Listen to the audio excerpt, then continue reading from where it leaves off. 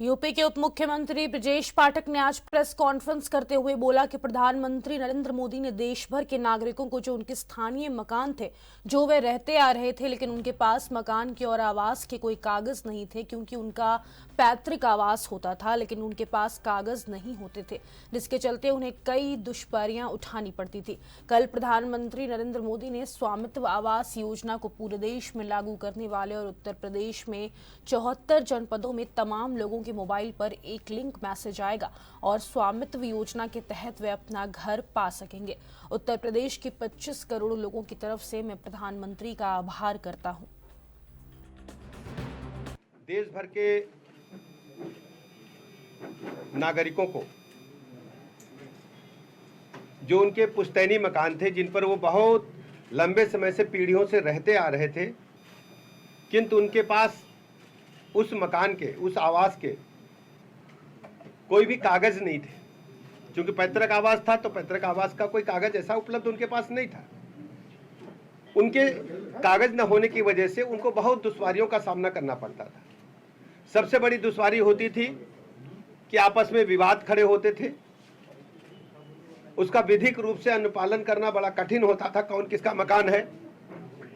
दूसरी बड़ी बात थी कि मकान होने के बावजूद, संपत्ति होने के बावजूद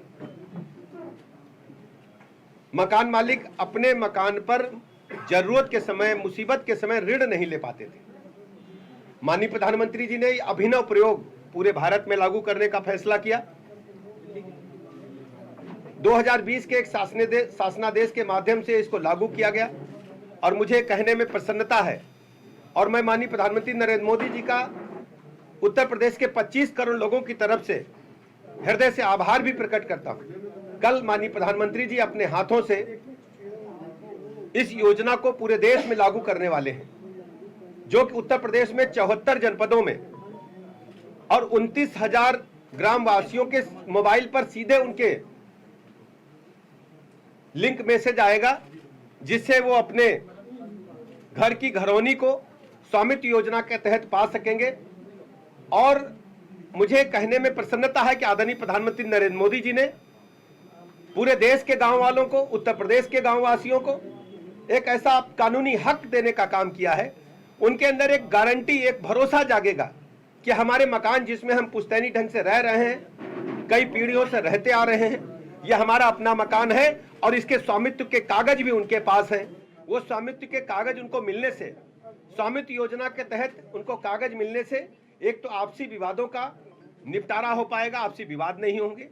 जो ग्राम पंचायतें हैं उनको भी पता चल पाएगा कि मकान कौन से हैं, किन मकानों में लोग रह रहे हैं और कौन सी जमीन ग्राम पंचायत की है जो सरकार के खाते में, जिससे नए मकान बनाए जाने हैं। माननीय प्रधानमंत्री जी के आवास या अन्य जो योजनाओं के तहत मकान बनने हैं, और या ग्राम समाज के अंदर या अन्य कोई सरकारी योजना आ रही है जिसके लिए भूमि की आवश्यकता है, उसको ग्राम समाज से हम पूरा कर पाएंगे और नए मकान बनाने में कोई दिक्कत नहीं आ पाएगी। दूसरा, जो जिस मकान का स्वामित्व के पेपर्स हमारे मकान के स्वामी को मिलने वाले हैं, उस प्रपत्र के माध्यम से मकान का मालिक, मकान का स्वामी अब बैंक से ऋण भी ले सकेगा, जिससे अपने जरूरत के समय, मुसीबत के समय उसको वो पूरा कर पाएगा और उसके हाथ में एक गारंटी होगी, एक संपत्ति के कागज होंगे। जो सपना उन्होंने बरसों से पहले देखा था, उसको पूरा करने का काम आदरणीय प्रधानमंत्री नरेंद्र मोदी ने किया है। मैं इसलिए भी आभार प्रकट करता हूं माननीय प्रधानमंत्री जी का।